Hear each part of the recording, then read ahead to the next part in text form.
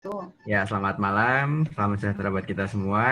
Kita akan bahas tentang dana pensiun. Saya mungkin nanti kita akan banyak ngobrolin tentang aplikasinya dan mungkin nanti akan banyak tanya jawabnya ya. Oke. Oke. Yang pertama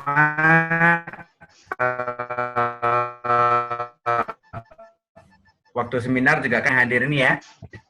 Ya, saya hanya mengulangi. Yang pertama adalah ada survei di tahun 2011 bahwa 9 dari 10 orang Indonesia itu belum siap untuk pensiun.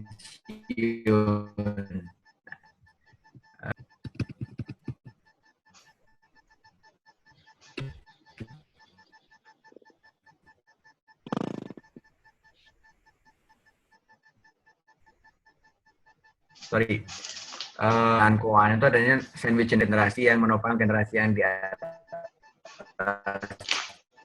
dan generasi yang di seperti juga namanya sandwich ya, di atasnya roti, di bawahnya roti, di tengah-tengahnya ada daging, ada sayuran segala macam. Nah, generasi sandwich itu adalah generasi yang ada di tengah-tengahnya, di mana generasi ini membiayai dirinya sendiri, membiayai anak-anaknya, atau generasi yang di bawahnya, dia juga membiayain orang tuanya. Jadi setiap bulan dia juga transfer ke orang tuanya. Nah, generasi sandwich ini harusnya generasi yang tidak boleh diteruskan atau generasi yang harusnya diputus. Maksudnya diputus adalah jangan sampai generasi berikutnya itu menjadi generasi yang menopang bawah dan menopang atas lagi gitu. Jadi maksudnya adalah ketika kita sekarang ada di tengah-tengah, di mana generasi sandwich adalah generasi yang produktif, ketika kita berada di tengah-tengah, yang kita setiap bulan transfer ke orang tua kita, sehari-hari kita juga membiayai keluarga kita, itu mumpung kita masih produktif, kita harus menyiapkan kebutuhan pensiun kita nanti, kebutuhan di masa tua kita nanti. Sehingga pada saat kita nanti memasuki masa pensiun atau masa senior, maka maka generasi karena kita sudah nyiapin, maka generasi yang berikutnya itu cukup hanya untuk menyiapkan dirinya dan menyiapkan keluarganya. Nggak perlu lagi menyiapkan untuk hidup kita, karena kita dari sekarang sudah menyiapkan untuk hidup kita untuk di masa berikutnya. Biarkan anak-anak kita yang generasi di bawah kita untuk benar-benar membiayai dirinya dan membiayai anak-anaknya. Sementara kita yang ada di generasi atas sudah tidak lagi membutuhkan katakanlah support dari anak-anak kita, gitu intinya. Jadi generasi sandwich ini generasi yang harus diputus dengan cara mumpung kita masih produktif, mumpung kita masih berpenghasilan sekarang, kita menyiapkan dari yang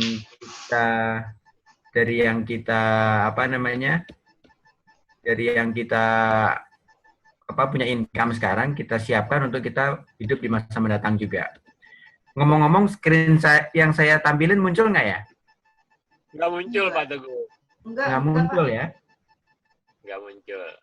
Enggak. Coba saya cek lagi. Sekarang muncul nggak? Iya. Nah, tadi munculnya apa emang? Kosong. Oh, kosong gitu ya? Oke. Sekarang udah muncul ya? Sudah. Oke, pantesan tadi kok kayaknya nggak ada respon. Oke.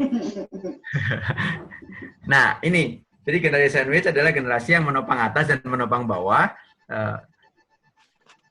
Di mana yang di tengah-tengah itu adalah generasi yang produktif, yang sekarang berpenghasilan, yang berpenghasilan sekarang menopang, artinya membiayai anak-anaknya dan juga membiayain orang tuanya. Nah, karena kita sekarang lagi produktif, lagi berada di tengah-tengah, kita hendaklah menyiapkan menyiapkan di masa tua nanti, sehingga generasi berikutnya tidak perlu menjadi generasi sandwich lagi, cukuplah dia menjadi generasi menopang dirinya dan membiayai anak-anaknya. Sementara kita yang ada di atasnya mereka, yang ada di generasi di atas mereka itu tidak perlu disupport lagi oleh mereka. Itu tentang generasi sandwich yang harusnya diputus. Lalu setelah kita ngomongin tentang generasi sandwich, kita akan bahas tentang inflasi. Inflasi dengan apa namanya? Dengan asumsi kita akan pensiun di usia 55 gitu ya. Katakan saat ini kita usianya adalah misalkan 50 nih ya, misalkan dalam 5 tahun ke depan kita akan pensiun dan biaya hidup kita adalah 10 juta. Kalau kita pensiunnya 5 tahun lagi, maka biaya hidup kita akan menjadi 12,7 juta. Misalkan kita sekarang usianya berapa, katakan 35, berarti masih 20 tahun lagi, maka biaya hidup yang sekarang 10 juta, itu akan menjadi 26 juta. Itu dengan asumsi inflasinya 5%. Tapi kalau inflasinya 7%, hari ini itu 10 juta, 20 tahun lagi akan menjadi 38 juta. Inilah yang disebut dengan inflasi. Maksudnya adalah kalau kita dengan gaya hidup 10 juta sekarang, pada saat 20 tahun lagi, tanpa merubah gaya hidup kita, artinya gaya hidup kita begini-begini aja, tidak nambah juga, maka dengan gaya hidup yang sama, 20 tahun lagi, itu akan menjadi 26 juta kalau inflasinya 5%, kalau inflasinya 7%, dia akan menjadi 38 juta. Ya, itu gambaran. Kalau kita ingin dapat gambaran yang clear tentang inflasi, coba aja hitung masa lalu ya. Masa lalu misalkan pada saat kuliah, biaya kuliah kita dulu berapa, sekarang biaya kuliah berapa. Gitu. Saya suka kasih analogi, dulu waktu saya SD itu uang saku saya Rp50, paling banyak Rp100. Sekarang anak saya itu, kalau yang waktu SD itu, uang sakunya itu 5.000 per hari. Berarti ada beda 100 kali lipat ya. Berarti ada beda 10.000% tuh. Ya. Saya dengan anak saya itu beda usianya itu 27 tahun. Beda 27 tahun. Dalam waktu 27 tahun, yang tadinya uang saku itu katakan Rp50, sekarang uang sakunya Rp5.000. Nah, ini sebagai gambaran. Karena kalau Rp50 udah nggak dapat apa-apa. Itulah inflasi. Gitu kira-kira. Oke. Nah, lalu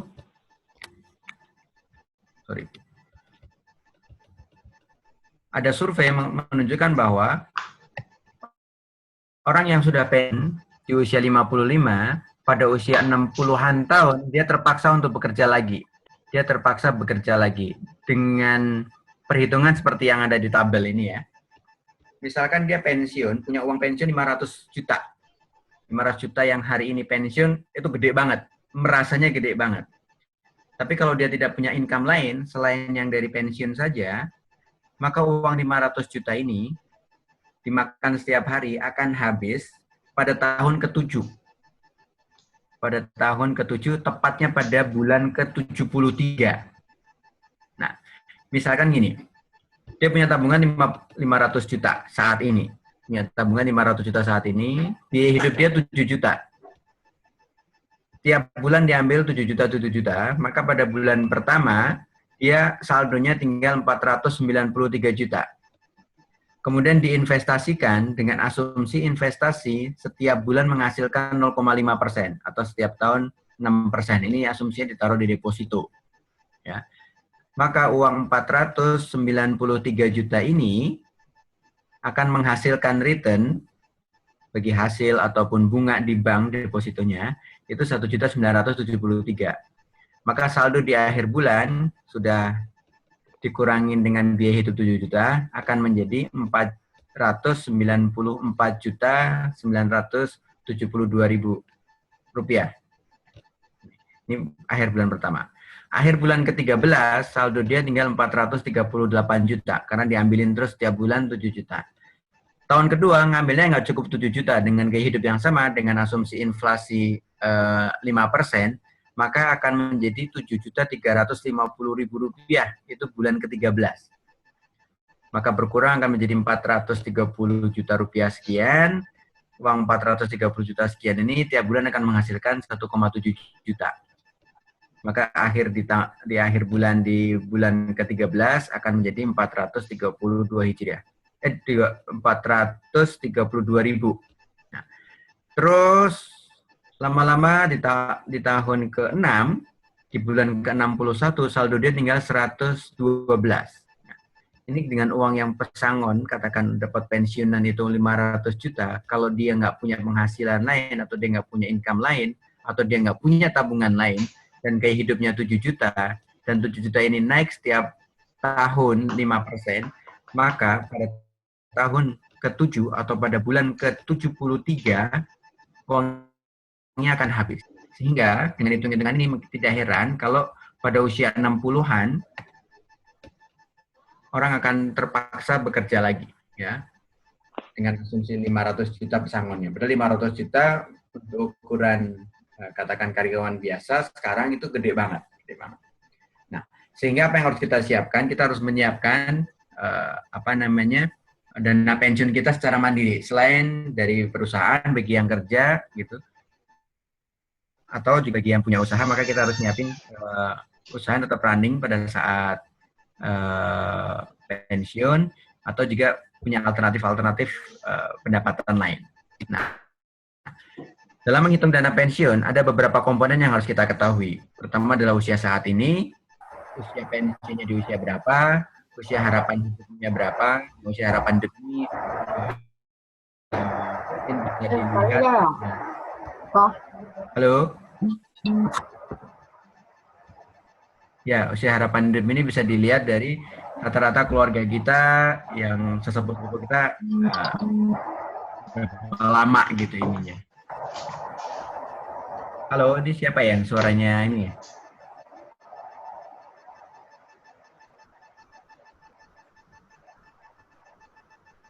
Suara saya masih kedengaran nggak? Masih. Halo? Masih, Pak. Masih. Halo? Masih, Pak. Masih ya? Masih. Oke, sip. Nanti kalau suara saya hilang, ngomong ya. Oke. Siap. Oke. Nah, usia harapan hidup ini bisa diisi dengan nanti kita lihat dari rata-rata sesepuh kita usia sampai usia berapa. Itu lagi nobel. Supaya nggak berisik, mungkin yang lain kalau memang lagi nggak, ini di mute aja dulu ya. Di laptopnya atau di handphonenya di mute, kecuali kalau mau ngomong, baru di onin lagi. Ya. Oke.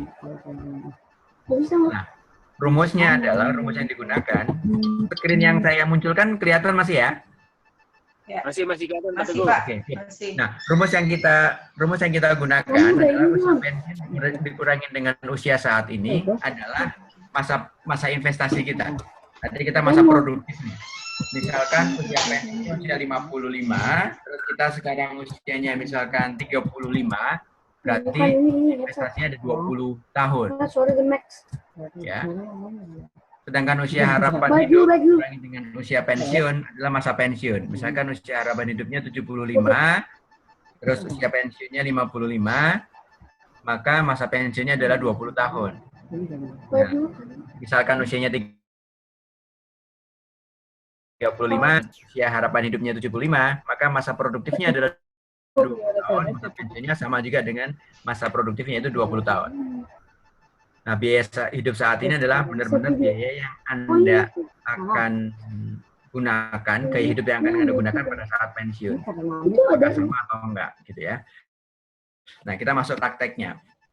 Nah, di praktek ini, misalkan usianya 35. Ya, misalkan usia 35, pensiunnya di usia 55. Berarti ada masa produktifnya atau waktu sebelum pensiun 20 tahun. Life expectancy-nya atau usia harapan hidupnya 80 tahun. Usia harapan hidupnya 80 tahun. Berarti masa pensiunnya adalah 25 tahun. Misalkan hidup 5 juta, maka 5 juta hari ini 20 tahun lagi akan menjadi 16 juta. Akan menjadi 16 juta. Kalau dia gaya hidupnya cuma 3,5 juta, 3,5 juta hari ini. 3,5 juta hari ini, 20 tahun lagi akan menjadi 11 juta. Nah, bagi yang gaya hidupnya setiap bulan adalah 5 juta dan sekarang usianya 35, maka kebutuhan pensiunnya, karena pada saat pensiun nanti pada usia 55 itu biaya hidupnya adalah 16 juta, maka kebutuhan pensiunnya adalah 3,8 M. Sementara dengan gaya hidup 3,5 juta, 20 tahun lagi akan menjadi 11 juta, masa pensiunnya adalah 20 tahun, dari pensiun sampai usia life expectancy-nya, maka kebutuhan dia adalah 2,7 M. Sekarang kita bisa masuk ke yang Excel-nya. Misalkan kita mau hitungkan apa namanya? Mau hitungkan, bentar ya, saya pause dulu ya. Kita mau hitungkan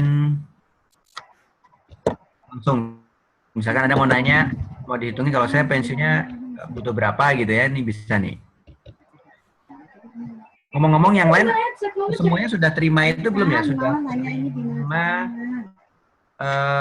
kalkulator finansial dari Financial Wisdom belum ya? Udah, Pak. Sudah ya, nah itu bisa dibuka tuh, bisa dipraktekin tuh.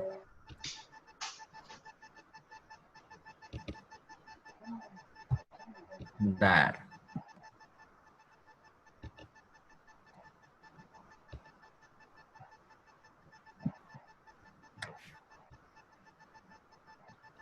Oke, sekarang udah kelihatan lagi desktop saya? Ya, sudah. Nah, ini yang pensiun.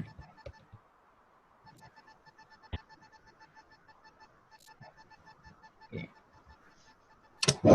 Ini misalkan usianya saya ganti 30 tahun, usia pensiunnya adalah usia 55, life expectancy-nya katakan 75 saja, misalkan gitu.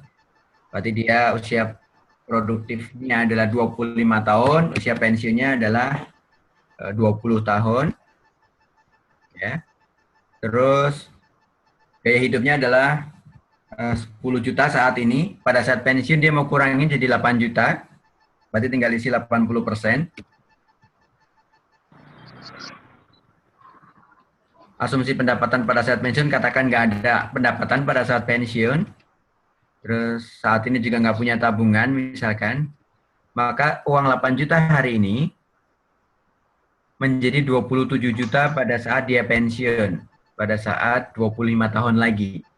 Ya, 25 tahun lagi uang 10 juta hari ini itu akan menjadi 27 juta. Itu yang tadi kita hitung sebagai inflasi dengan asumsi inflasinya 5%. Dengan asumsi inflasi 5%. Ya.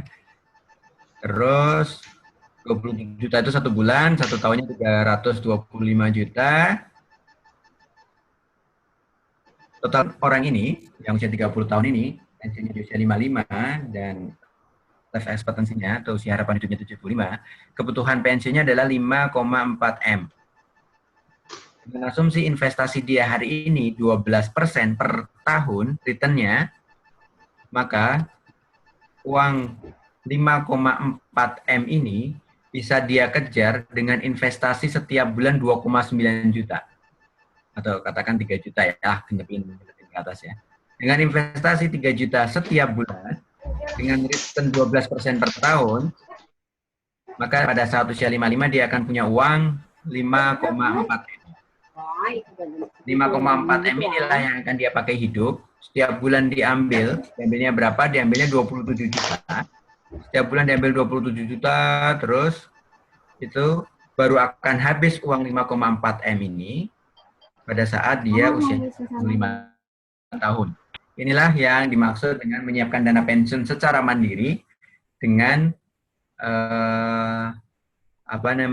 dengan tidak menjadikan diri kita atau menjadikan anak-anak kita sebagai generasi sandwich. Jadi kita udah nyiapin itu. Ketika melihat 5,4 M, tentu kita agak shock ya biasanya gitu ya, karena nominalnya besar banget. Tapi ketika kita harus ngejar tiap bulannya adalah cuma 2,9 juta per bulan, mungkin akan sedikit bisa terobati. Misalkan kita nggak bisa nih 2,9, ya udah setengahnya dulu. Setengahnya dulu misalkan 1,5 juta per bulan investasinya.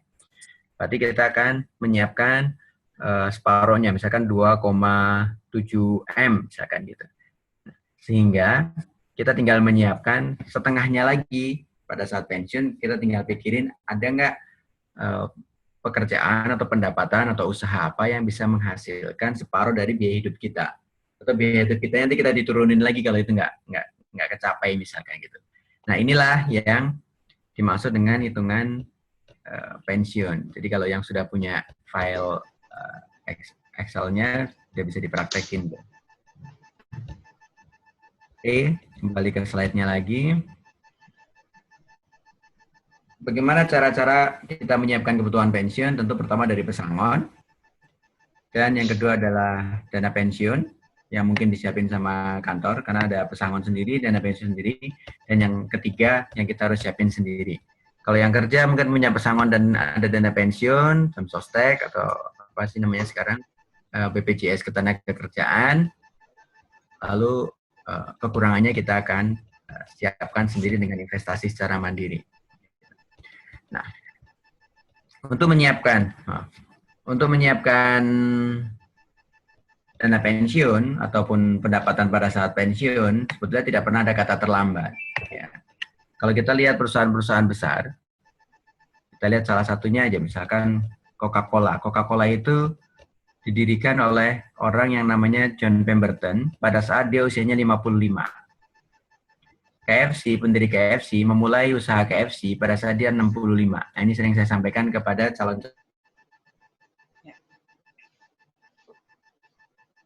Suaranya hilang, Pak Teguh. Pak, hilang Pak suaranya. Suaranya hilang.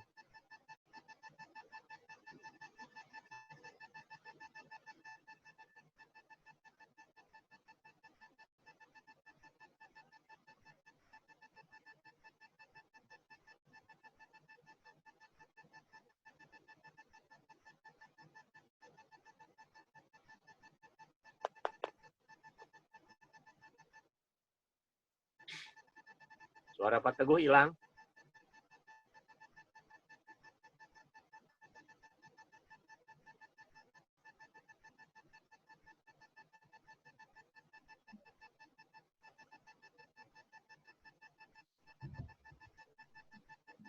Oh, mohon maaf Ibu Bapak, Pak Teguhnya kayaknya ini internetnya low.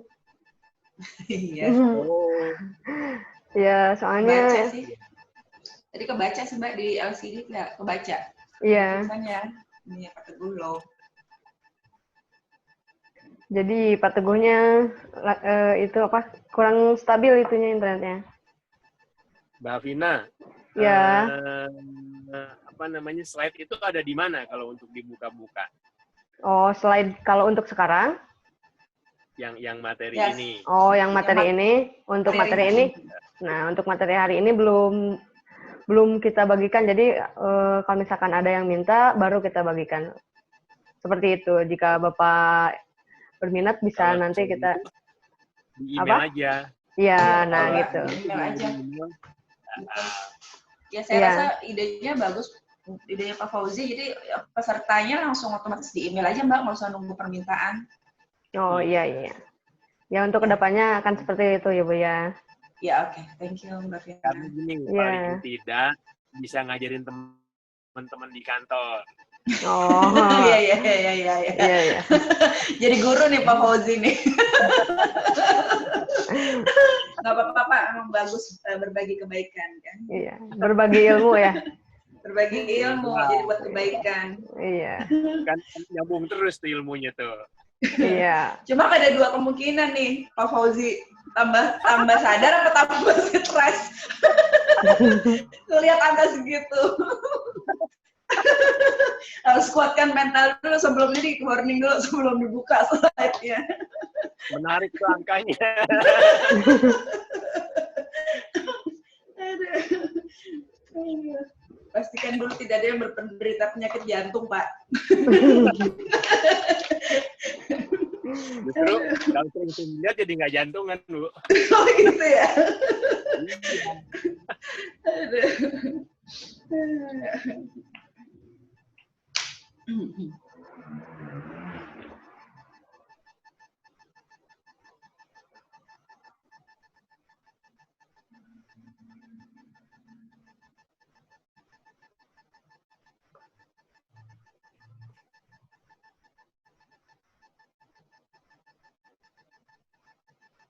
Iya, Pak Teguhnya kemana nih? Iya, Pak Teguhnya itu hilang nih. Aku coba hubungin dulu. Mm-mm.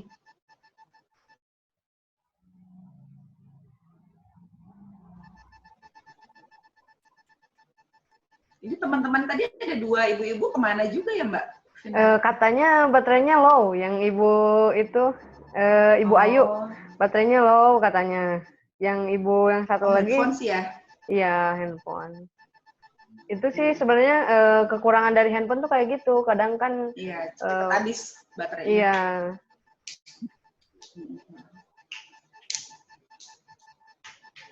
Kalau yang Bu Molly tadi, Bu Molly, Nah itu mungkin kasusnya sama kayak Pak Teguh low katanya, itunya low internetnya kayaknya. sinyalnya ya. Iya kurang stabil internetnya. Bagaimana Bu, Pak materinya sejauh ini menarik tentang dana pensiun ini? Menarik sih. Kemudian mudah tinggal diaplikasikan gitu kan. Nah, kalau sudah mengaplikasikan kan pelan-pelan akhirnya jadi. Iya. Apalagi bareng-bareng dikembangkan bersama kan begitu. Iya. Ada teman-teman bisa menghimpun kan lebih bagus. Iya. Ya sebenarnya sih ini bisa diinikan sih ya, bisa diserahkan kepada asuransi kan gitu. Asuransi itu kan dia meretain premi-premi yang dikumpulkan sedikit-sedikit dari dana pensiun yang besarannya berapa itu nggak sudah besar, tapi begitu akhirnya tercapai gitu. Itu aja.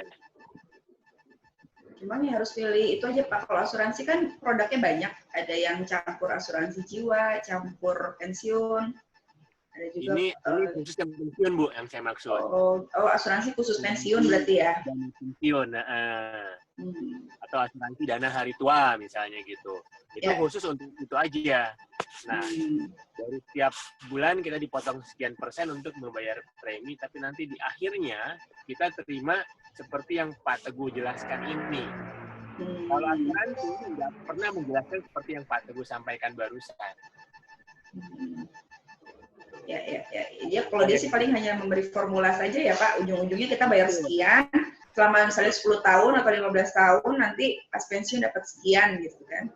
Betul.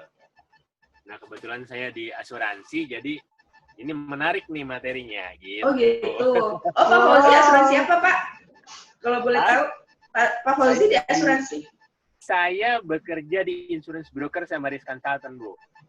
Jadi kerjaan saya melihat produk-produk mana yang menarik, kemudian perusahaan asuransinya mana yang equity-nya bagus itu yang saya tempatkan. Kalau saya begitu. Jadi setiap bulan bisa saja yang kemarin bagus, bulan besok jelek equity-nya. Sekarang itu seperti itu yang saya terapkan gitu ke klien-klien. Dan kok berubah ya Pak? Kemarin saya dikasih yang ini, kok yang ini tahun ini dikasih yang ini. Karena tadi saya melihat equity-nya seperti apa nih perusahaan gitu. Oh jadi dia bisa dipindahkan ya Pak ya? Tugas saya memindah-mindahkan Bu setelah melihat equity gitu. perusahaannya. Itu per apa Pak? Per tahun? Atau biasanya per apa kalau pemindahan begitu? Kalau per bulan? Itu sih stabil ya Bu, setiap bulan misalnya gaji karyawan dipotong 3% dan 3% terus. Iya. Bahkan Bapak tadi bagian menempatkan kan? Tadi kan Pak Fauzi saya dengar. Nah, tadi pertanyaan saya menempatkannya itu dievaluasi bulan atau per tahun ataukah per situasi Pak? Pada saat disampaikan presentasi pertama, kita sampaikan uang pensiun selama ini dikemanakan, dikembangkan tidak. Nah, kalau tidak dikembangkan, kenapa tidak menempatkan pada perusahaan asuransi? Menempatkan pada perusahaan asuransi pun harus melihat produknya apa aja, gitu.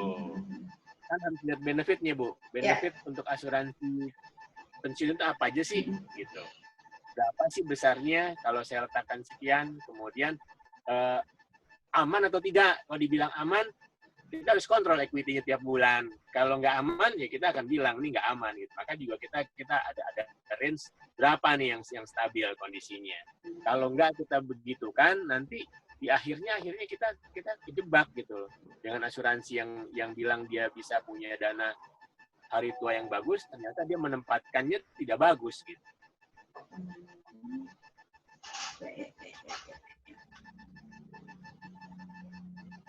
Ini kan kalau saya menangkap kurang lebih Pak Teguh ini nanti kita itu untuk persiapan hari tua itu saya kurang tahu apakah ke dana pensiun ataukah yang kedua dengan menabung saham ataukah dengan cara menabung reksadana. Kalau saya lihat kalau yang Pak Teguh ini sih kita mandiri ya. Ini mandiri nih. Nah, cuman kan mandiri tadi kalau kita tempatkan 1 juta misalnya kan cukup berat. Tapi kalau ditempatkan ke asuransi, mungkin kita hanya bayar premi nggak sampai 1 juta, mungkin hanya 500.000 gitu kan. Kan lebih ringan gitu kan. Tapi hasil akhirnya sama gitu.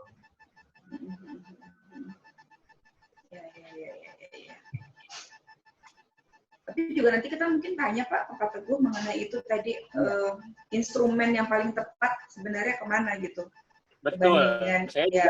Saya juga begitu sih Bu, pengennya saya gitu. Saya selama ini kan belum berani nih. Teman-teman sih udah banyak diajak gitu. Ayo investasi saham. Saham kan fluktuasinya cepat. Betul. Jadi begitu naik cepat juga digorengnya jadi kecil lagi.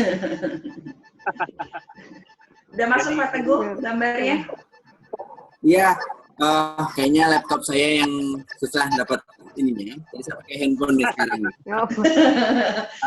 Handphone siapin itu power bank Pak. Udah pakai nyolok nih. Klik langsung. Harus direct Pak, jangan pakai modem. Ya, saya sih udah ya tadi ya, intinya kalau memang mau berpikir untuk usaha atau berpikir untuk melakukan sesuatu. Putus-putus Pak. Putus-putus suaranya. Oke, saya ulangin ya. Sekarang gimana sekarang? Ya. Nih, kalau mau menyiapkan dana pensiun, mau nyiapin usaha untuk pada saat pensiun itu yang saya terakhir tadi adalah nggak pernah ada kata terlambat. Nah, kebetulan nih pesertanya kan rata-rata masih muda nih. Amin. Amin. Aku muda juga nggak apa-apa. Amin. 17 jalan lah Pak Teguh. 17 jalan lah, 17 tahun jalan lah. Sprint ya. Terus gimana Pak Teguh? Nah, sekarang tanya jawab aja kali ya. Saya sudah selesai tadi. Suaranya putus-putus, Pak. Ya, suaranya Pak, suaranya. Sekarang gimana sekarang? Iya, bagus. Masih ini Pak, okay. masih ada desingnya Pak. Desing. Bapak saya nggak pakai charger. Oke nggak sekarang? Halo, tes. Halo, gimana sekarang? Masih Pak, masih ada desingnya. Masih ada desingnya? Iya. Halo, dari siapa ya? Udah, halo? Iya, mati lagi Pak Teguh. Pak Teguh. Jangan pergi-pergi Pak Teguh. Ditinggalin kita. Sekarang gimana sekarang? Udah gak mendingan. Ya, halo Pak. Oke. Ya. Hai. Kita tanya jawab aja deh. Apa yang mau ini lagi mau diperjelas lagi dari sisi dana pensiun? Saya ingin tanya gini Pak Teguh. Kalau tadi Pak Teguh sudah jelaskan tabel, yang terakhir misalnya menyiapkan dana yang harus ditabung 2,9 katakan gitu ya. Nah, pertanyaan saya 2,9 tadi kalau diserahkan kepada asuransi dana hari tua gitu misalnya, itu kan mungkin nggak sampai 2,9 yang ditabung setiap bulannya. Nah, itu bagaimana menurut Pak Teguh? Menurut saya sih gini Pak, kalau saya lebih berprinsip bahwa kalau memang investasi ya kita cenderungin di investasi. investasi yang bisa retail dan dengan at any time kita bisa masuk, at any time kita baru juga, itu mungkin saat ini yang paling cocok adalah reksadana. Misalkan kalau pensiunnya masih lama, mungkin produk reksadananya yang saham. Misalkan lama itu di atas 10 tahun ya, kurang dari 10 tahun mungkin masuk ke reksadana yang campuran. Itu yang memungkinkan saat ini. Tapi kalau Bapak sudah terbiasa investasi, mungkin masuk ke saham langsung menjadi pilihan yang menarik juga sebetulnya. Tapi cuman ngeri-ngeri juga Pak Teguh, kalau saham kadang-kadang sekarang lagi bagus, tiba-tiba ketika lagi bagus turun jauh gitu. Pasti Pak, ngeri-ngeri sedap karena Pak, pasti risikonya juga tinggi. Nah, kalau untuk itu sebaiknya untuk jangka yang panjang, untuk jangka pendek. Iya. Panjang Pak, di atas 10 tahun lah ya. Jadi ketika ada risiko kita masih punya bumper yang jangka waktu yang cukup panjang. Dan sebarannya saham pun jangan hanya ada di 1-2 saham. Ya bisa sampai katakan 20-30 saham, sehingga 20-30 saham itu pun pada sektor yang berbeda-beda. Kenapa pada sektor yang berbeda? Sesuai dengan konsep keranjang investasi, Pak. Nah, kan kita disarankan tidak naruh di satu keranjang kan ya, keranjangnya semakin baik, maka risikonya minimalisir dengan baik tuh. Gitu. Jadi kalau memang untuk awal-awal sih saya sih lebih merekomendasikan si reksadana ya. Kan reksadana itu bisa reksadana itu kita lebih kepada bank pemerintah atau bank yang mana Pak kalau belinya Pak? Ini Pak, kalau reksadana itu produk reksadana itu dimiliki oleh manajer investasi, namanya perusahaan manajer investasi. Sementara bank yang menjualnya itu hanya sekedar agen penjual saja, Pak. Oh gitu.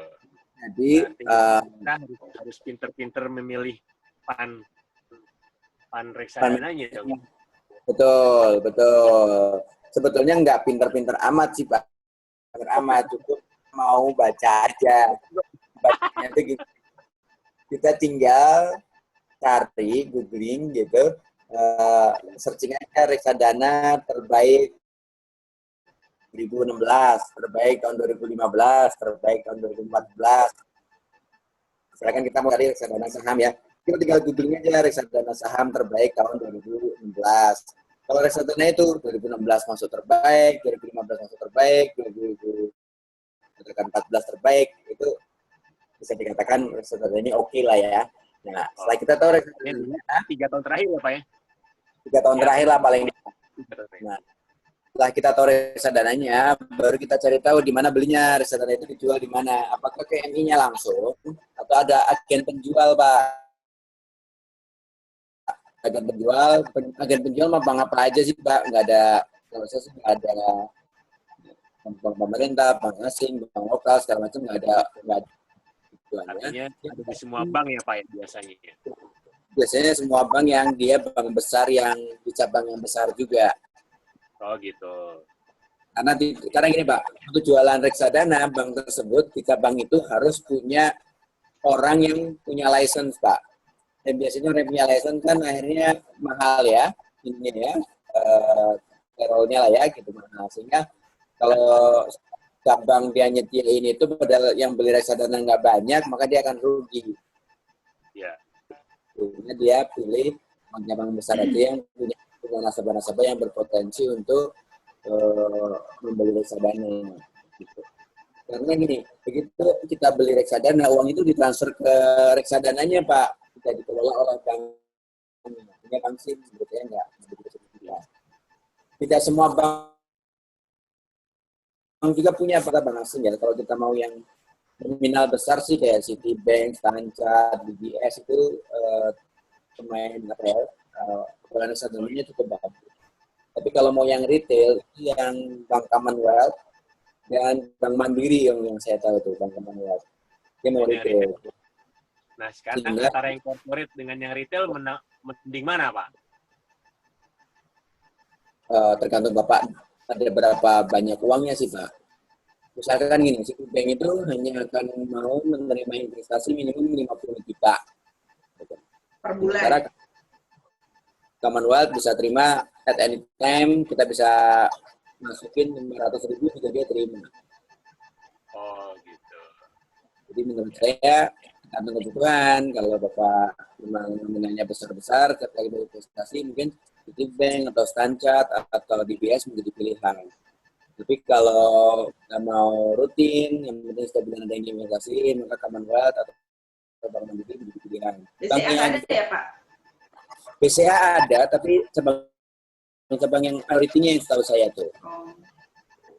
Jadi tidak semua cabang di BCA itu. Okay. Terus ada si Bank Niaga juga saya tahunya ada, cuman cabang-cabang mana aja saya nggak hafal tuh. Yang hampir ada di semua cabang itu Bank Commonwealth. Gitu. Nah, kalau sekarang juga sudah bisa beli reksadana lewat online. Yang punya itu IPOT, Indo Premier Online Trading ya. Indo Premier Online Trading IPOT. Itu bisa online tuh. Jadi kita bisa beli, kita taruh. Tulisannya gimana Pak? Tulisannya Pak? Biar searching. IPOT. Apa Pak? I India, Papa, Oscar, O. India, Papa, Oscar, Tango. Udah itu aja IPOT. Singkatannya dari Indo Premier Online Trading. Gitu. Sekarang belakang ini juga Bukalapak juga jualan. Bukalapak itu dia kerjasama sama Bareska.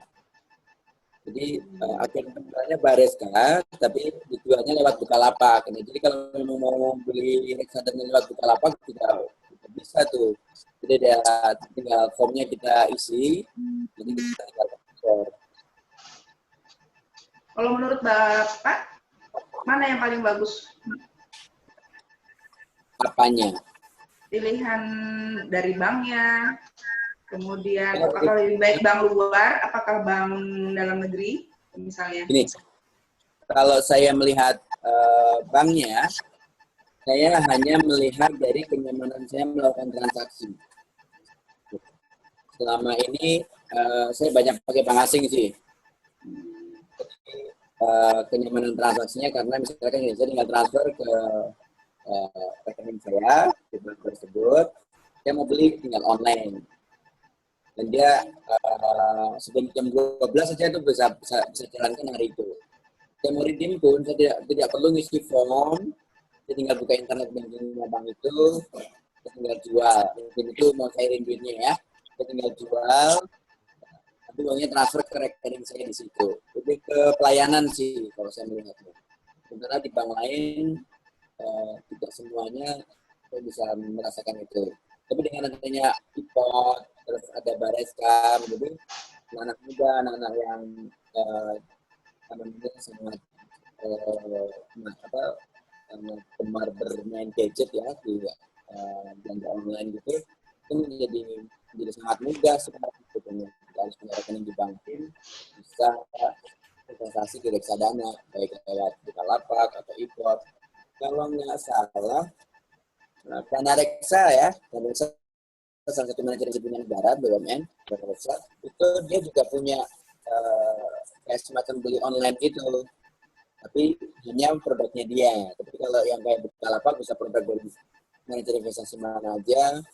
Lewat bank juga biasanya bank jualan banyak banyak reksadana gitu. Jadi kita kayak masuk ke supermarket, kita beli apa aja yang kita mau. Nah, caranya gitu tadi, kita searching dulu reksadana mana yang terbaik selama misalkan 3 tahun terakhir gitu. Itu sih. Makanya Pak Teguh sangat simpel ya, karena kita tinggal ngisi form, bisa investasi. Kalau pengen nyobain nyairin, coba cairin aja gitu, nggak ada ininya. Paling harus diperhatikan adalah ada biaya pembelian apa enggak, ada biaya pencairan apa enggak, karena biasanya ada biaya pencairan atau pembelian itu sekitar 0 sampai 1 atau 0 sampai 2% gitu, tergantung produk reksadananya gitu. Oke, jadi ada biaya pembelian dan penjualan gitu ya Pak ya? Ada, ya biasanya ada biaya pembelian, biasanya ada biaya penjualan juga. Itu diambil dari manajer investasi, Pak? Bukan, atau bagaimana? Apanya? Biaya pembelian itu dan penjualan itu dibebankannya pada saat kita membeli lewat manajer investasi atau bagaimana? Biasanya kita membeli lewat manapun. Karena ini ada reksadana dari manajer investasi A, itu dia tiap kali beli dimanapun itu gratis, nggak ada biaya pembelian. Ya. Tapi pada saat pencairan, jika dana itu sudah mengendap 1 tahun, maka pencairannya pun free, 0% gitu pencairannya. Tapi kalau dari 1 tahun dia kena 0,5%.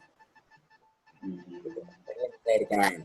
Ada lagi manajer investasi lain yang tiap kali masuk dia kena cas 1%, ada yang 1,5%, ada yang 2%. Nah, dari manajer investasi itu. Tapi pada saat mencairkan nggak kena lagi. Tuh. Baik beli langsung maupun beli lewat agen penjual, bank atau yang lainnya. Ada juga manajer investasi yang dia nggak dijual lewat bank, dia dijual lewat dirinya sendiri, lewat MI-nya sendiri. Ya. Biasanya ini nggak begitu besar MI-nya karena dia belum kerjasama sama bank gitu ya biasanya, atau kerjasama sama banknya terbatas gitu. Nah MI kayak begini biasanya masuknya gratis, keluarnya gratis, ini agak enak nih. Terus keuntungan buat dia apa, Pak? Keuntungan dia buat dia kan manajemen fee ketika mengelola dana itu kan. Oh dia kelola sendiri gitu maksudnya? Jadi gini, dia kelola sendiri gitu Pak, atau bagaimana? Misalkan gini, bank agen penjual itu kan menjualkan barangnya punya MI, ya kan? Menjualkan reksadana yang diterbitkan oleh MI. Nah, biasanya biaya pembelian atau biaya penjualan itu akan diberikan oleh MI kepada agen penjual, yaitu bank atau yang online tadi. Duitnya masukin ke reksadana kan? Reksadana yang apa? Reksadana, uang yang terkumpul dalam reksadana itu dikelola oleh MI, dibeliin saham, dibeliin obligasi, ditaruh di deposito segala macam ya, sesuai dengan karakteristik masing-masing produknya. Nah, dari pengelolaan itu manajer investasi itu ada trust, ada trustnya itu rata-rata 1 tahun 2-3%. Kita nggak akan kerasa karena kita nggak dipotong langsung. Kenapa nggak dipotong langsung? Karena itu langsung saldo kita itu sudah diperhitungkan biaya itu. Jadi misalkan kita taruh uang ya, misalkan hari ini 10 juta misalkan nih. Kita diimin aja 1 tahun kemudian. 1 tahun kemudian kita lihat saldo kita misalkan 11 juta misalkan. Tapi naik. Nah, naik 10% itu sudah murni uang kita tuh. Jadi udah bersih dari manajemen fee yang punyanya manajer investasi tadi, udah dipotong secara langsung. Jadi kita 11 juta itu udah beri kita. Tinggal kalau kita cairkan, nah cairkan kena fee apa enggak? Kalau nggak kena fee ya 11 jutanya milik kita tuh. Udah bersih dari situ, jadi kita nggak kerasa. Nah, untungnya apa? Kalau manajer investasi jualan sendiri, maka kita masuknya nggak kena fee, kita keluar juga nggak kena fee. Dia dapatnya dari mana? Dari manajemen fee yang 1 tahun sekali itu, yang perhitungannya 1 tahun itu sekitar 2-3% gitu. Nah pertanyaannya, kalau dikelola dengan sendiri bagaimana bisa tahu Pak? Misalnya kalau misalnya kita minta tolong orang untuk mengelola gitu ya, tidak melalui yang resmi begini, bagaimana bisa tahu bahwa itu tetap diputarkan Pak? Soalnya saya dengar kan banyak bukan investasi bodong ya, apa ya namanya ya? Ada saya pernah punya teman, kebetulan suaminya itu di sekolahnya anak saya gitu, dia dicari-cari orang, ternyata dia itu dipercaya mengelola dana, saya entah itu saham atau reksadana, saya kurang tahu. Kemudian sama dia tidak dimasukkan gitu Pak. Mungkin dikelola sendiri atau bagaimana gitu, saya kurang jelas. Nah, saya sih nggak menyarankan, saya sih tidak menyarankan dikelola sendiri, kita diberikan kepada orang lain yang bukan manajer investasi, yang bukan MI, yang bukan bentuknya reksadana. Karena dia nggak ada izin kan, dia nggak punya izin untuk melakukan itu. Nah, kalau MI itu ada izinnya dari OJK. Artinya apa? Namanya reksadana. Jadi kalau transfernya pun kita transfernya kepada reksadana bla bla bla gitu. nama rekeningnya. Jadi langsung masuk ke rekening reksadananya. Enggak juga masuk ke rekening MI-nya, manajer investasinya enggak. Tapi langsung rekening ke produk. Jadi misalkan MI itu punya 5 produk, ya masing-masing rekeningnya beda. Jadi clear mana dikelola seperti apa. Nah, kalau yang dikelola individu, jangan pernah deh.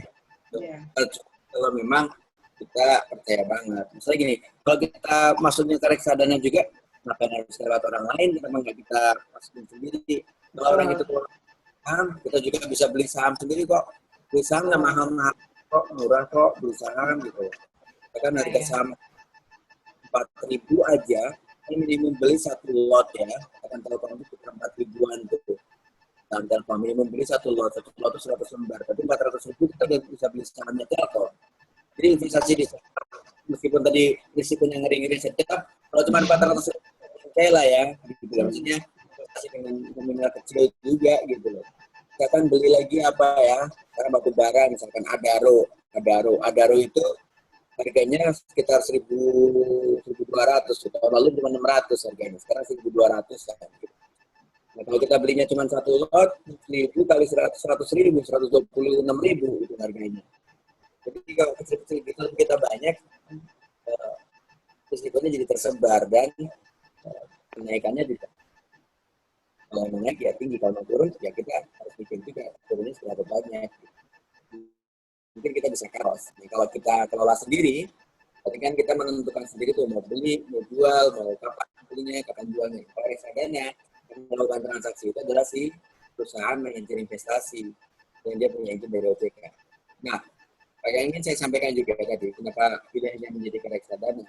Karena toh ternyata katakan asuransi yang unit itu kan unit itu ada bagian premi yang kita bayarkan untuk bayar premi asuransinya, kita adalah 2, bagian lagi untuk investasinya ya. Investasinya pun ada beberapa investasi melalui manajer investasi juga. Jadi kena biayanya menjadi 2 kali tuh. Kita lewat asuransi kena biaya, biaya kita kemudian jadi manajer investasi yang tadi manajemen fee-nya sekitar 2 atau 3%. Nah, jadi kenapa kita nggak kalau siapa namanya asuransi itu punya divisi investasi sendiri, katakan gitu, itu juga casnya lebih mahal, umumnya lebih mahal daripada cas yang dilakukan oleh manajemen investasi. Meskipun belakangan saya melihat tarifnya asuransi mulai diturunkan karena mereka mulai bersaing. Tetapi tetap aja masih lebih murah di manajer investasi. Ketika kita ngomongin investasi, menjadi signifikan biaya itu menjadi berapa? Ya. Biaya berapa itu menjadi sangat signifikan karena kita begitu beda 1% aja berarti return kita kurang 1%. Kita kan di MI 3%, di reksadana di asuransi itu 4%. Kalau return kita 10%, kalau di reksadana kita bisa 11%. Jadi 11% setiap tahun itu kalau kita panjang jadi banyak banget. Nah, keuntungannya di asuransi adalah kita dipaksa untuk tertib. Kelemahannya dari reksadana adalah at any time kita bisa masuk, at any time kita bisa keluar. Dengan at any time masuk, karena kita nggak disiplin. Terus takut ada itu klien. Masa untuk disiplin aja harus bayar lebih mahal gitu. Iya. Kita harus bisa mendisiplinkan diri kita sendiri dengan investasi yang efektif. Gitu. Pertanyaannya Pak, investasi itu kan ada banyak-banyak. Yang mirip-mirip dengan reksadana ada saham namanya ya Pak. Sekarang kan digalakan menabung saham atau menabung reksadana secara kontinu per bulan misalnya. Nah, kalau dari sisi Pak Teguh, itu kalau dari return lebih tinggi mana? Kalau otomatis kalau return-nya tinggi kan resikonya lebih tinggi ya Pak. Kalau bicara ini. Kemudian yang kedua, kalau untuk hari tua lebih baik milih menabung saham atau menabung reksadana? Gini, kalau mau cobain dua-duanya Bu, tapi dengan nominal yang sedikit. Terutama yang saham. Karena saham itu butuh keahlian lebih untuk memonitor juga. Karena gini, kalau reksadana kan yang memonitor manajer investasinya nih. Iya. Jadi yang belinya saham apa aja, kapan belinya, kapan harus dijual, kapan harus ditaruh di deposito, kapan masuk ke sahamnya agak banyak, kapan masuk ke obligasi, kayak gitu. Itu kan kelola adalah manajer investasinya. Kita tinggal transfer, kita duduk manis, kita tinggal lihat, kita mau lihat laporannya tiap hari juga bisa. Bahwa uang kita sudah tinggal berapa sih, itu tiap hari selalu update. Manajer investasi berikan laporan setiap hari. Jadi kita lihat di koran, di web gitu, kita tinggal lihat, bahkan kalau lewat bank yang saya pakai itu, saya tinggal buka aja saldo saya di reksadana hari ini berapa, saldo saya di tabungan berapa, misalkan itu bisa lihat itu tiap hari berubah. Tanpa kita harus melakukan apapun, tanpa harus melakukan beli jual, mikirin timingnya kapan, barang apa yang kita beli, komposisinya berapa persen dari kita, itu kan benar-benar dilakukan oleh manajer investasi. Nah, sementara kalau saham itu butuh keahlian lebih dan butuh waktu, terutama butuh waktu sih. Tapi kalau memang mau belajar, saya sih termasuk yang merekomendasikan untuk coba juga, gitu. Karena kita belajar juga menentukan apa yang akan kita invest di mana, gitu. Misalkan ibu suka misalkan telekomunikasi, ya udah saya di telekomunikasi. Kayaknya eranya pemerintahan sekarang infrastruktur lagi digenjot-genjotnya, kayaknya infrastruktur menarik. Infrastruktur kita masuk ke PP, pembangunan perumahan misalkan. Masuk di situ beli sahamnya. Dan pembangunan ini kan berarti ada kemungkinan perusahaannya akan untung besar. Ketika perusahaannya untung besar, berarti kan kita sebagai pemegang saham juga akan untung misalkan gitu. Logika-logika kayak gitu kan akhirnya kita terpaksa juga membaca pasar, kita bisa decide our own investment gitu, kita bisa decide kita investasi kita mau kemana aja. Sementara kalau reksadana ya kita duduk manis, mereka yang mikirin, bisa jadi mereka mikirinnya juga dengan pastinya mereka ketika mengalokasikan kemananya, timingnya kapan, dia membaca market. Karena kerjaan dia setiap hari yang melototin layar itu, setiap hari dia baca berita itu, berita tentang investasi di Indonesia. Saya sih rekomendasiin gini, kalau ngeliat returnnya, kadang-kadang itu more or less aja, kurang lebih aja. Jadi sama-sama reksadananya yang adalah saham, kita investasi di saham sendiri. Itu ketika dikalkulasi, itu kalau teman-teman saya yang biasa-biasa aja, bukan yang terus bangun itu returnnya sih hampir sama aja. Tapi kalau ada juga teman yang memang fokusnya kerjaannya, yang kerjaan utamanya punya sampingnya adalah beberapa hari penting 1 jam atau 2 jam untuk pasar, untuk beli jual gitu. Itu returnnya memang relatif lebih gede, meskipun kalau rugi lumayan juga, bukan gitu. Terus ini ya, kelemahannya investor kita di Indonesia, terutama yang cowok tuh ya, kalau untung dia cerita-cerita gitu, tapi kalau rugi dia diem, malu soalnya. Takut dimarahin istri, Pak.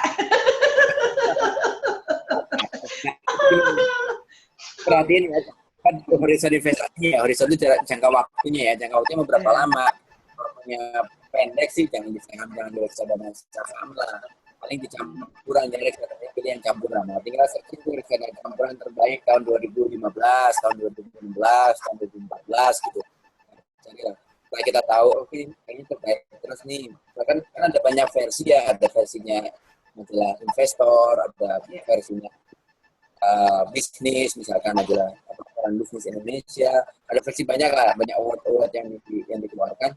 Nah, kita tinggal tahu kalau udah ketemu reksadananya apa, belinya di mana sih?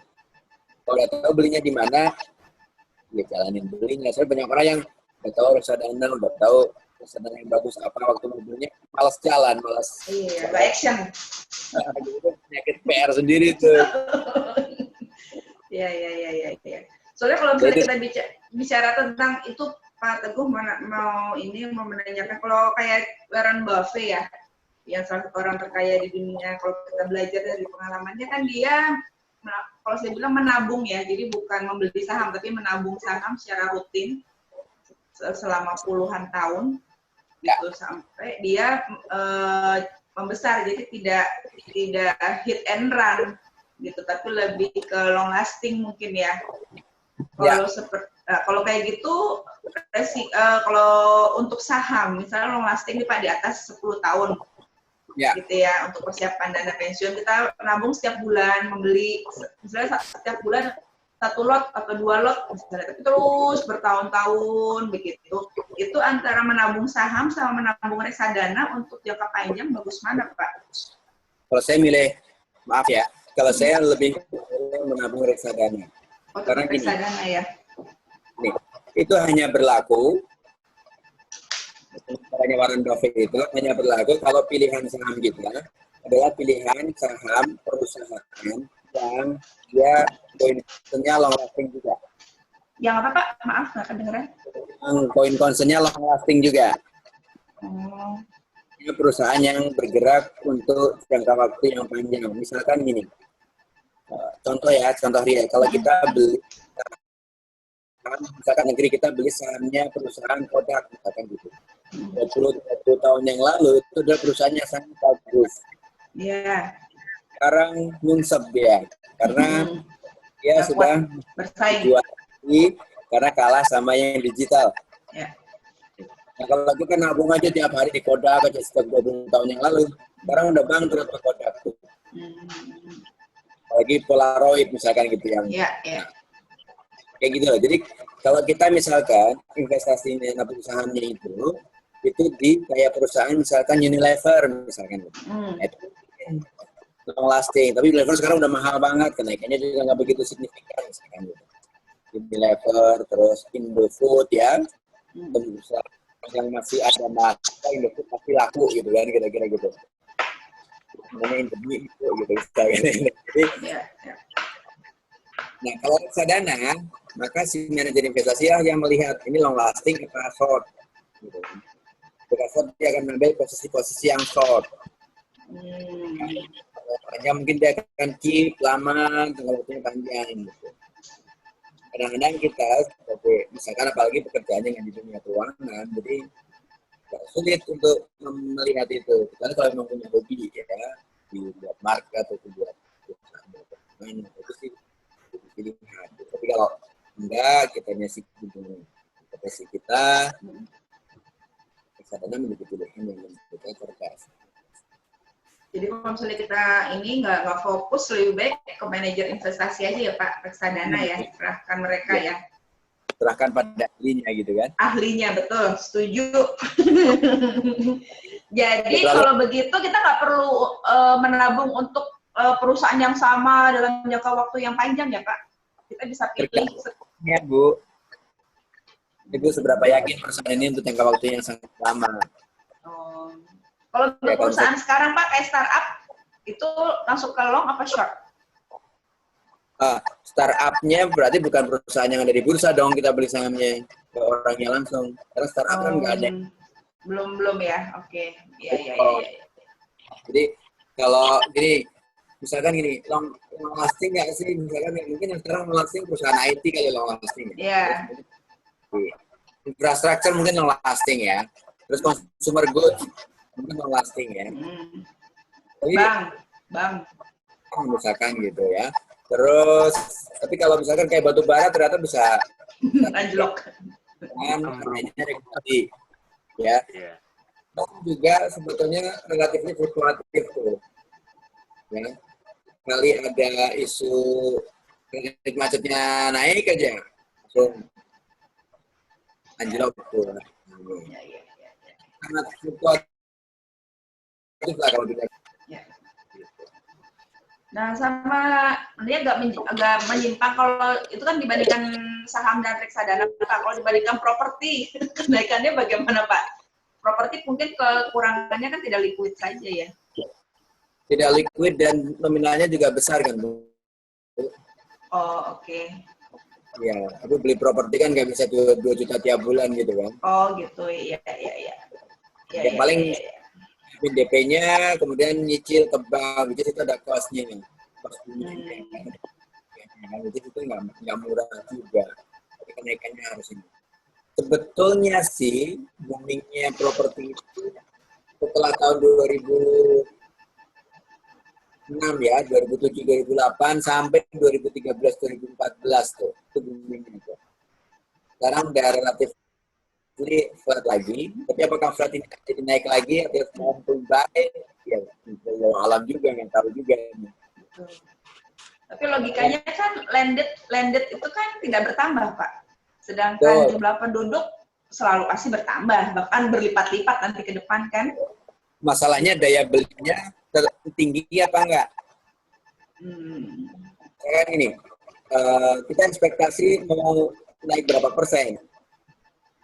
Misalkan kita ekspektasi naik tiap tahun berapa? 10%. Ada yang mau ekspektasi 20%. Nggak ada yang beli ya? Beli hanya kalau naiknya cuma 5%, misalkan gitu. Ya kalau naiknya cuma 5%, buat apa di properti? Jadi deposito aja, kan gitu. Ya. Karena harus diiringi antara, memang sih ada lag antara kebutuhan rumah dengan ketersediaan rumah. Demand dan supply. Demand dan supply-nya. Tapi kan si demand ini kan dikontrol oleh daya belinya juga. Nah, sekarang dengan kondisi saat ini ya, tahun 2016, tahun 2000, awal 2017 kayak begini, relatively flat aja, nggak begitu tinggi naiknya. Tetapi biasanya kan gini kan, kayak roda ya, ketika lagi flat begini, itu ada waktu suatu saat ke depan akan naik. Iya, reborn. Sehingga banyak yang melihat untuk 2 tahun ke depan, 3 tahun ke depan akan naik. Artinya apa? Sekarang time to buy. Gitu. Kalau misalkan tidak ada kepastian, misalkan gitu, kenaikannya berapa banyak dan berapa lama lagi, menjadi agak sulit tuh, apalagi dengan nominal yang cukup besar ya. Nominal cukup besar tuh investasinya untuk DP-nya, untuk apalagi kalau kita investasinya pakai bank, ya, dengan kredit, maka argo kita kan kena terus tuh. Ya, jalan Terus tuh. Argonya tuh sekarang tuh bank tuh average tuh rata-rata sekitar 13% tuh. Kalau 1 tahun pertama antara 8-9% lah. Kayak gitu. Sekarang udah turun, Pak. Ini udah turun, Pak, per tahun ini 6% fix. Enggak lah, 8%, 9%. 6%-nya fix, Pak, equal dengan efektif. Saya belum hitung equal dengan berapa persen efektifnya. Oh, 6% flat. Iya, 6% flat tuh equal 9%. Enggak 9 malah sekitar 10-11% tuh. Efektifnya ya, Pak ya? Efektifnya. Jadi itu bukan fix ya, namanya flat. Harus bedakan antara fix sama flat. Fix itu bunga tetap, flat itu perhitungannya. Perhitungannya tetap. Sementara fix itu nominal percentage-nya tetap. Tapi kalau bank sekarang makanya fix ya, Pak, tulisannya. Berarti dia membohongi apa bagaimana? Bukan, dia mungkin fix untuk 2 tahun pertama kan awal kan? Iya. 3 tahun pertama. Oh, itu benar. Tapi metode hitungnya, pengenaan bunganya, itu dia fix atau flat, pengenaan bunganya flat atau anuitas. Anuitas itu istilah lain dari efektif. Kalau dia itu sebetulnya sekitar 10-11% tuh. Efektifnya ya, Pak? Efektifnya 10-11%, ya. Sehingga kalau KPR umumnya pakai anuitas sih, atau efektif itu ya, pakai efektif. Sehingga yang saya maksud tadi sekitar 9% itu, di 2 tahun pertama fix 9% itu dengan perhitungan yang anuitas atau yang efektif. Sementara kalau sudah masuk ke floatingnya, sekarang floatingnya itu rata-rata di sekitar 13%. Nah, kalau kita udah kena charge 13%, kita harus melihat kenaikan properti kita kan harus di atas itu. Kita daya belinya sampai segitu apa enggak, kan itu. Gitu sih. Oke, ada lagi?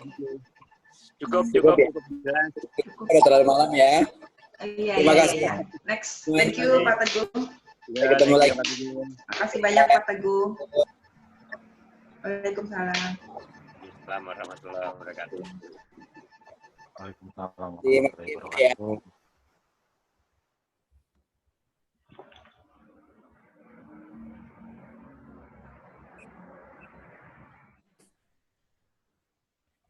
Ya, terima kasih Pak Teguh atas waktunya. Oke, sampai ketemu lagi. Ya, terima kasih Pak. Makasih Pak. Ya, Makasih Mbak Vina. Ya. Malam Pak Fauzi. Halo Pak. Terima kasih Bu, Bapak. Terima kasih.